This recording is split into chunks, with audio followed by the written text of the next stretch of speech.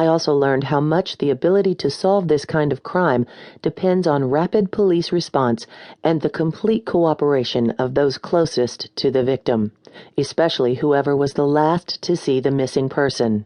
For the detectives on such cases, the clock begins ticking from the moment the person vanishes, as the chances of recovering the victim alive fall dramatically after the first 24 to 48 hours.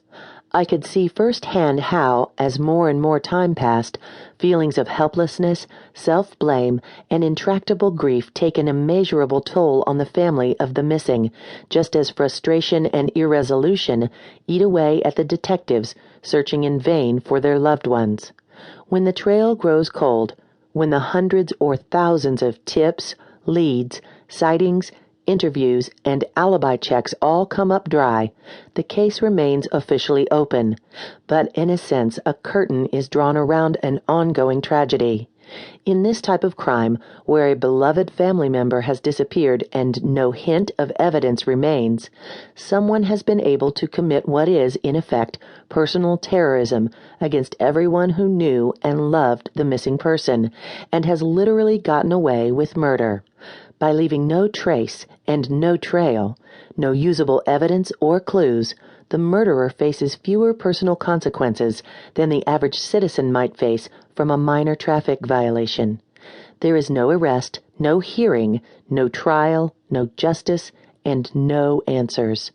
There is no body to recover, no funeral, no burial, no headstone. Whereas most of the public is cognizant only of the few weeks or months when the search for a missing person is at its zenith, those who have been close to these crimes have seen the unresolved grief, the wrenching apart of families, the pained expressions on the faces of investigators. These cases are never formally closed, but they fall into a horrible state of limbo, where hope is squeezed beyond human endurance.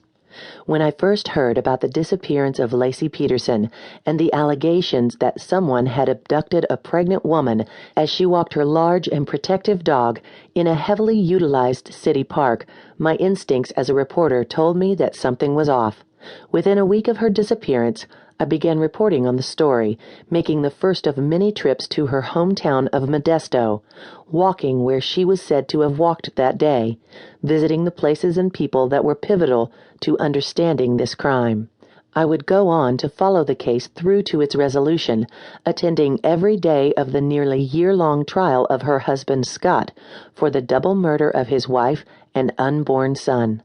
I was driven, like so many millions of other people, by compassion for this vital young expectant mother, but also by a growing sense that a larger story was still unrecognized.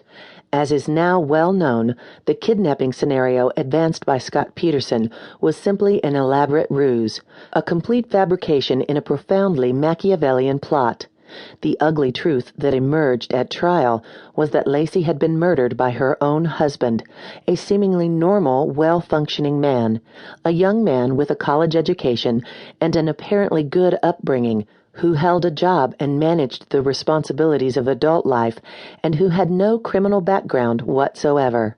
The murder occurred without warning, without any prior history of abuse in the marriage. Furthermore, this normal young man took the extraordinary risks involved in staging a phony crime, to use the technical term that forensic investigators use when a crime or crime scene is made to seem like something other than what it was, and disposing of his dead wife's body in broad daylight 90 miles away, in the middle of San Francisco Bay.